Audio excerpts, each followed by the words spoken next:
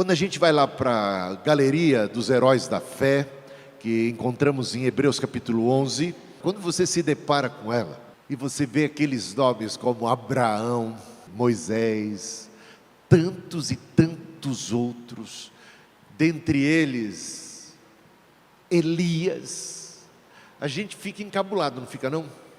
Há uma tendência da gente achar que essas pessoas estão num outro patamar. Dá uma olhada só no que o Elias realizou, ou que Deus realizou através de Elias em seus dias. Ele orou, parou de chover por 3 anos e meio. Orou novamente e voltou a chover sobre Israel. Ele derrotou os 450 profetas de Baal diante daquele desafio. Vamos ver qual é o Deus verdadeiro. O Deus verdadeiro fará descer fogo do céu sobre o altar. Ele pediu, então, lançou esse desafio diante dos profetas de Baal. Estavam ali reunidos 450 profetas de Baal e um servo de nosso Senhor, Elias. Que batalha desigual, hein? E eles então fizeram todos os clamores, todos os rituais para que descesse fogo do céu sobre o altar de Baal, e nada. O Elias se apresenta e fala assim: derrame agora vocês, profetas de Baal, os servos, quem quiser, derramem água e mais água, manda mais água sobre o altar de Deus, para que não reste sombra de dúvida de que o fenômeno que vai acontecer não é nenhum truque. E o fogo desceu sobre o altar de Elias, e ele triunfou sobre os profetas de Baal. E houve aquela multiplicação de farinha e de azeite, a multiplicação que se deu para uma viúva pobre, cujo filho virá a morrer. Ele ora e o filho ressuscita dos mortos. Estamos falando de Elias, só alguns desses sinais de Elias, né? Ele uma vez orou, também desceu fogo do céu sobre seus adversários. O Elias não era fraco não. A abertura do rio Jordão, quantas vezes você acha que o rio Jordão abriu-se diante do povo de Deus? 2 vezes. Uma vez também abriu-se o mar vermelho. Mas Elias, quando precisou, orou e o rio se abriu e ele passou. Que coisa, hein? Esse Elias é de arrebentar a boca do balão. E no final ele foi arrebatado numa carruagem de fogo e foi para o céu. Bom, alguém já vai pensar assim: não, realmente ele era de outro planeta. Ele devia ser um ET. Ele devia ser. Esse homem realmente está num patamar acima de qualquer um de nós. Que é isso? Ele é especial. Deve ser porque ele é um escolhido. Deve ser porque ele sabe qualquer coisa assim. Mas vamos lá, né? Sabe o que diz o apóstolo Tiago a respeito? O apóstolo Tiago, escrevendo no capítulo 5 de sua carta, versículos 17 e 18, ele diz assim: Elias era humano como nós, gente de carne e osso, gente como a gente comum. Ele está falando assim: olha, Elias não era de um outro patamar. Elias não nasceu diferente. Elias era como qualquer um de nós. Ele está pedindo que nós nos identifiquemos com Elias. Ele está colocando Elias como padrão para mim e para você. Ele orou insistentemente para que não caísse chuva, não choveu durante 3 anos e meio, então ele orou outra vez, e o céu enviou chuva, e a terra começou a produzir suas colheitas. Qual é o segredo da imensa fé de Elias, meus irmãos? A gente vai examinar esse contexto. Agora, tem gente que pensa, é muito difícil dizer se algumas pessoas já nascem com mais propensão para a fé do que outras. Mas o que a gente pode saber por certo é que Elias era gente como a gente, que ele não nasceu especial. Então, se ele é gente como a gente, não nasceu especial, o que é que levou Elias a ter uma fé desse tamanho? ser capaz de façanhas, de realizações da fé deste tamanho. A primeira menção a Elias se dá em 1 Reis capítulo 17. A gente não tem muitas informações sobre como é que ele chegou a esse ponto, a essa estatura, a essa ousadia, porque ele se apresenta diante do rei para confrontar o rei. Por quê? Porque o contexto era dos piores. Se você pega o capítulo 16, a gente vai ver o capítulo 16 mostrando uma série de reis que se sucederam, um pior do que o outro, e termina sempre a redação sucinta do que foi o reinado de determinado rei, dizendo assim: ele fez pior do que todos os seus antecessores. Aí fala de um outro rei, registra-se a maldade, a malignidade, e termina a biografia desse rei dizendo assim: e esse fez pior do que todos os seus antecessores, todos os que vieram antes dele. Aí, um por um, até chegar no rei Acabe. Chega no rei Acabe, o rei Acabe fez pior, agiu perversamente, com mais malignidade do que todos os que o antecederam. Então, nós estamos aqui numa espécie de clímax da malignidade, do desvio, daquele povo que foi liberto do cativeiro do Egito, por mão forte de Deus, que passou a pé enxuto pelo Mar Vermelho, que recebeu as tábuas da lei, que recebeu os profetas, que recebeu a lei, e agora eles estão adorando oficialmente a Baal. O Acabe instituiu o culto oficial a Baal.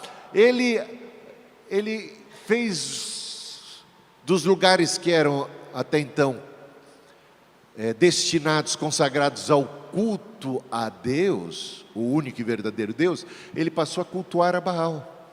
Ele casou-se com uma mulher pior do que ele. Que é possível uma pessoa tão ruim ainda casar-se com uma pessoa ainda pior. E olha no que deu. Nós temos uma dupla infernal dos infernos, que é Acabe e Jezabel. Levantou, veja só os versículos, versículo 31 a gente pode ler. Como se fosse pouca coisa andar nos pecados de Jeroboão, o antecessor, o patriarca quase que dessa linhagem de reis, filho de Nebate. Acabe foi mais longe e tomou por mulher Jezabel, filha de Etbaal, rei dos Sidônios, e foi e serviu a Baal e o adorou. Levantou um altar a Baal no templo de Baal, que tinha edificado em Samaria. Acabe fez também um poste da deusa Aserá, de maneira que cometeu mais abominações para irritar o Senhor, Deus de Israel, do que todos os reis de Israel que vieram antes dele. Então esse é um contexto de idolatria, de desvio, de malignidade, de perversidade, de distanciamento de Deus. Agora, antes de introduzir o personagem Elias e se contar a história dele, apresentado esse contexto, que é o contexto do rei Acabe e Jezabel, da rainha Jezabel, nós temos um interessante versículo que é o 34. Acompanha comigo aí. Em seus dias, ou seja, nos dias do rei Acabe, Iel, você sabe o que significa Iel? Significa Deus vive. Olha que nome bonito, hein? Iel, Deus vive. O betelita, ele era de Betel, que significa casa de Deus. Tinha um nome muito bom, nasceu no lugar com um nome muito bom, e foi uma praga, e foi uma peste. É interessante isso, né? Para aqueles que acham que ficam muito encafifados com o nome, né? Quero um nome bom assim. Isso vai fazer toda a diferença. Gente, largue mão de superstição. Tem nada a ver.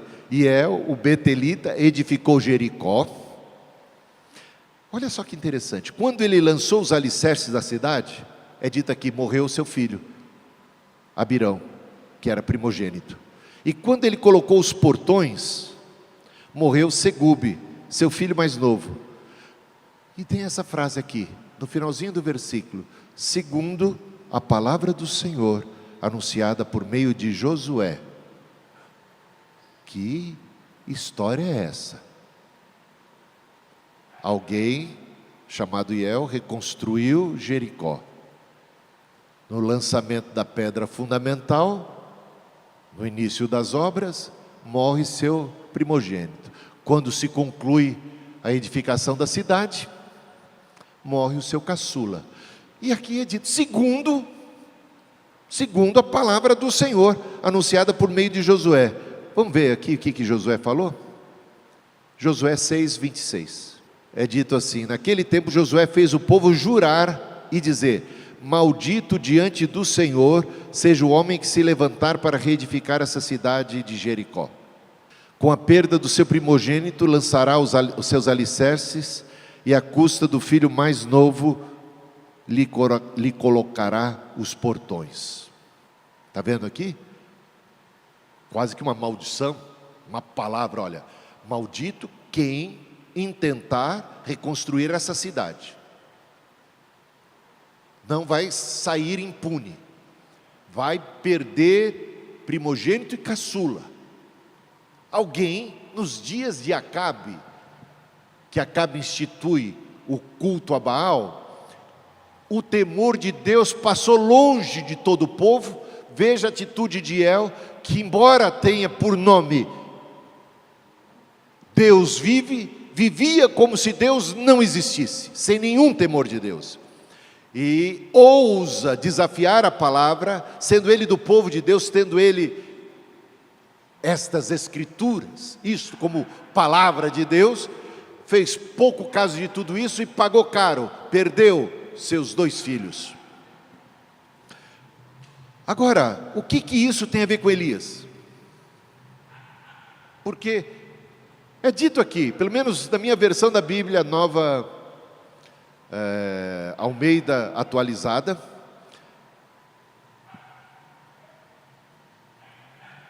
versículo 1 do capítulo 17. Então, perceba que aqui uma conexão entre o que foi dito anteriormente e o que vai ser dito e o que está sendo agora colocado diante de nós. Uma coisa está provocando a outra.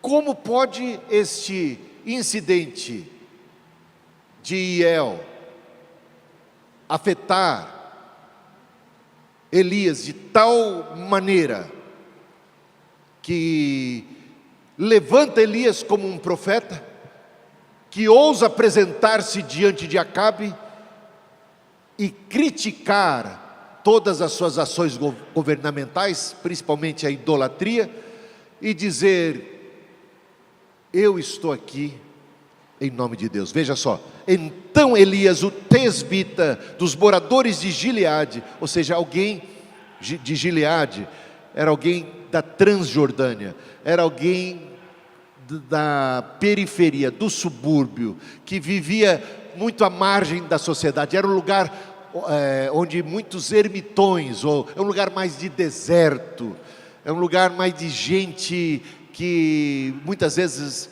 não tem acesso à cultura. Ele é até então um João ninguém.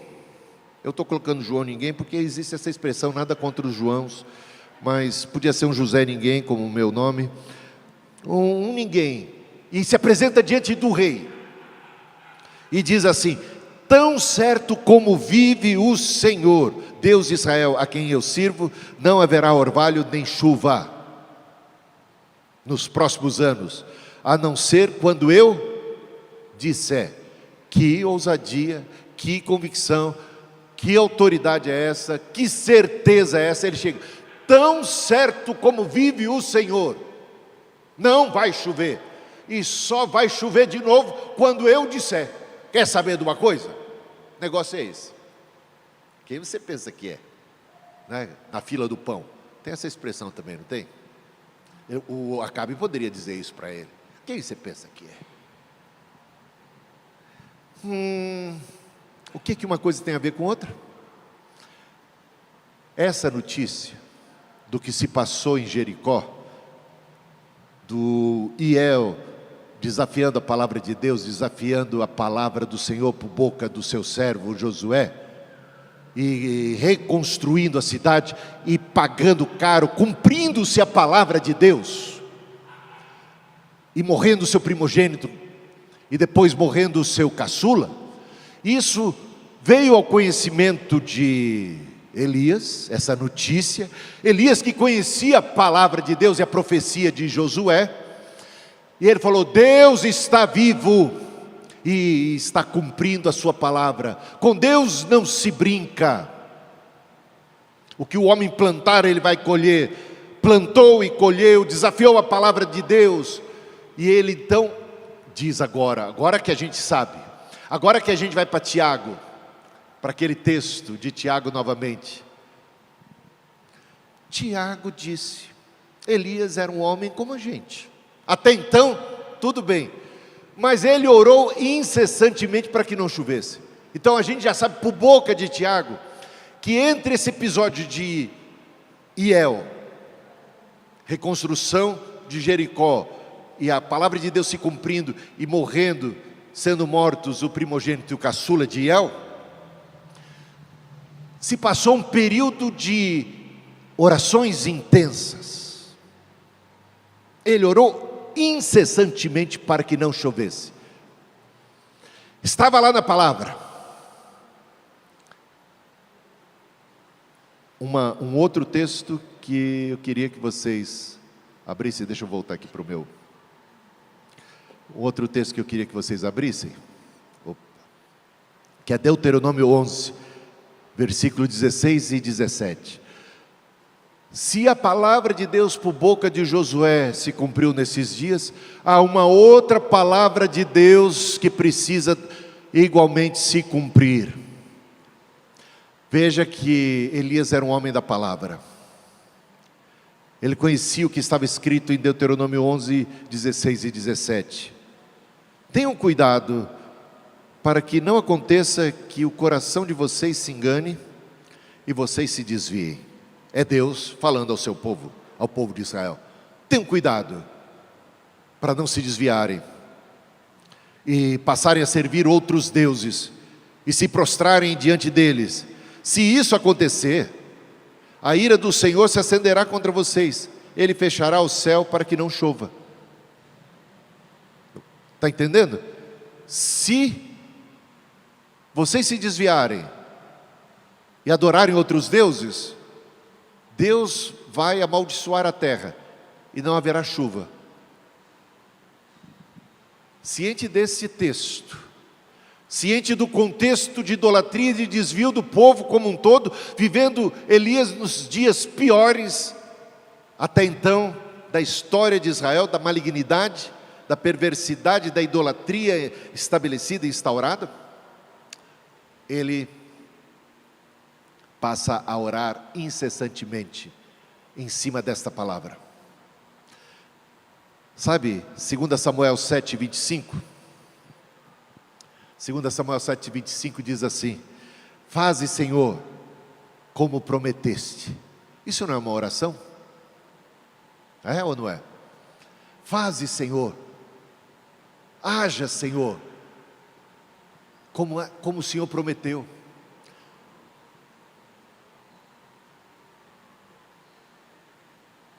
Ele orou incessantemente em cima da palavra.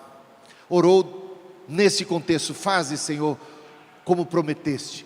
Até o ponto dele se encher de convicção e de fé. Fé que veio da palavra. Ele era alguém como eu e você. Ele não era diferente. Mas a palavra de Deus acendeu a fé em seu coração. Porque, meus irmãos, é dito o seguinte: a fé vem pelo ouvir e ouvir a palavra de Deus. Tem gente que está pedindo fé. É importante você orar por fé. Nenhum problema quanto a isso. Deus também contempla a oração humilde daquele que se volta para Ele e clama por fé. Mas há um jeito muito prático e especial, além de orar e pedir, que, assim como os discípulos certa vez pediram, aumenta-nos a fé. Assim como aquele pai do menino endemoniado, diante de Jesus, que pergunta a ele: por que você me procura? Você tem fé? Você crê? E ele disse: eu creio, Senhor, ajuda-me na minha incredulidade. Então toda oração humilde que clama por ajuda, por socorro, é bem-vinda. Mas há uma maneira bem mais prática, associada à oração, da gente aumentar a nossa fé. É fazer a mesma coisa que Elias fez, é abrir as Escrituras e ler e guardar a palavra de Deus dentro do coração, porque foi isso que acendeu a fé desse homem, que não nasceu com fé especial alguma, a fé que veio da palavra. O que adianta orar apenas pedindo fé, ou reclamar que não tem fé, e continuar com a Bíblia fechada? Não se alimentar cotidianamente, diariamente das Escrituras. Você acha que uma pessoa que ouve a palavra de Deus apenas quando vem ao culto, está já devidamente alimentada? O que é que diz o Salmo 1? Que nós devemos meditar na palavra de Deus uma vez por semana? De dia e de noite, sempre, ruminando a palavra, guardar a palavra de Deus no coração.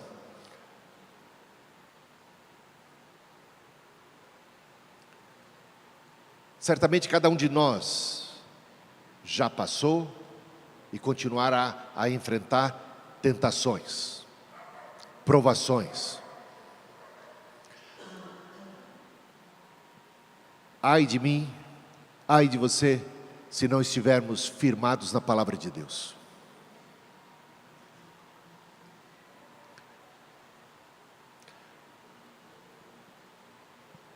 Quando o apóstolo Paulo fala da armadura de Deus, que todos nós devemos nos revestirmos da armadura de Deus, ele diz que a palavra é o quê? A palavra de Deus é o quê?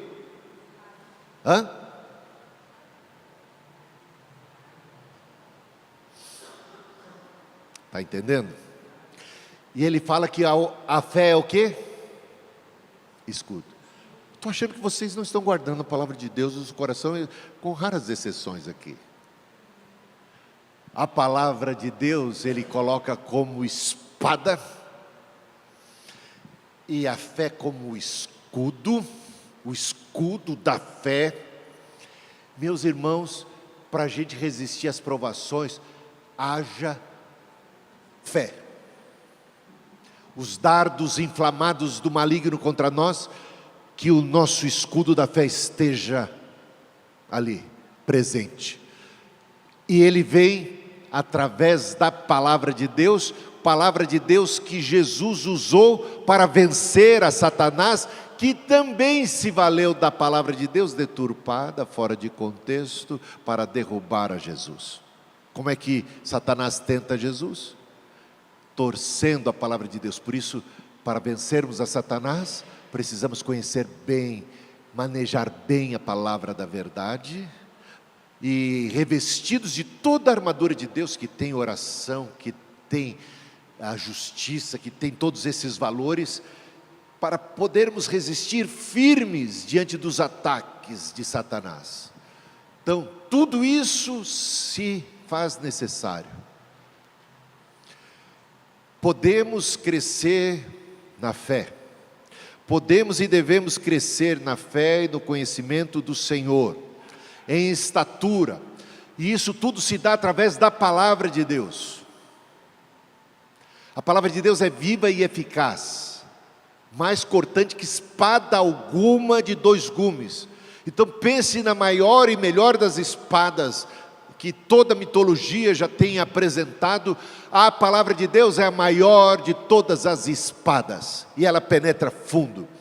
Ela fere todos os intentos e ataques de todas as forças diabólicas e infernais. Nós somos uma igreja edificada sobre o fundamento sólido da palavra de Deus, e não queremos nos desviar um milímetro sequer para a esquerda ou para a direita, porque cheios do Espírito, a igreja persevera na doutrina dos apóstolos. E alimentados por esse maná diário que é a palavra de Deus, que é Cristo, o verbo de Deus, a palavra que é Cristo, nós somos fortalecidos e podemos vencer e triunfar sobre qualquer mal.